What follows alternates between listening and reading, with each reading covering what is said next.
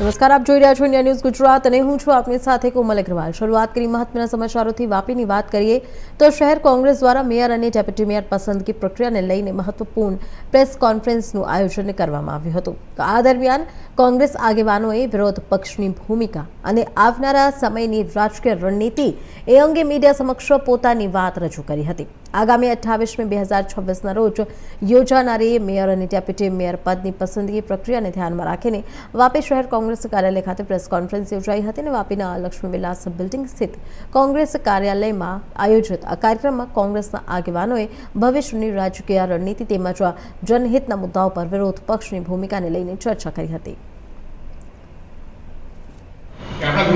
આજનો મુખ્ય ઉદ્દેશ એ હતો કે અમારા 11 સભ્યો સંગઠનના લોકો ને કાલે જે પ્રમુખ ઉપપ્રમુખની મેયર ડેપ્યુટી મેયરની ઇલેક્શન છે એમાં ભાગ લેવો કે નહીં લેવો ને આગળની રણનીતિ શું અપનાવી એના માટે આજે ભેગા થયા હતા।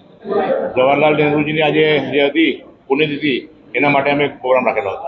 હવે તમે વિરોધ પક્ષ તરીકે તમારી રણનીતિ શું છે? વિરોધ પક્ષ તરીકે જે પણ પ્રજાના કામો છે નાનાથી મોટા અમે વિકાસના કામોમાં કોઈ પણ જગ્યા પર એમને નડશું નહીં, પણ જ્યાં પ્રજાનું ખોટું થતું હશે, પ્રજાનું અહિત થતું હશે ને નાની નાની સમસ્યાઓ પાણી, રસ્તા, રોડ, સફાઈ એ પ્રશ્નોના ઉપર અમે લડત આપશું ને લડત એવી એગ્રેસિવ આપશું કે એમણે કરવા જ પડશે કામ, અમારા પ્રજાના કામ કરવા જ પડશે।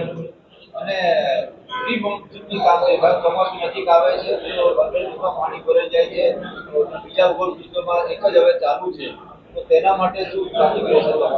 એના માટે છેલ્લા 3 દિવસથી અમે લોકો નગરપાલિકાના જે પ્રી મોન્સૂન કામગીરી છે જે કરે છે એમની કાલે પણ ઓલરેડી બધાની મિટિંગ લીધી। કાલે મહિલા લોકોને અને અમે પોતે પણ જઈને કે આપણા અહીંયા પ્રી મોન્સૂન કામગીરીની અંદર મોટા પ્રશ્નો પાણીના એક તો વાપી ટાઉન બજારનો આવે છે, મેન બજારનો પ્રશ્ન આવે છે, ચલાના અંદર પેલું ખણકી ફળિયાવાળું છે ત્યાં આવે છે, અહીંયા સરસ્વતીનગર, ગીતાનગર અને કંચનનગર।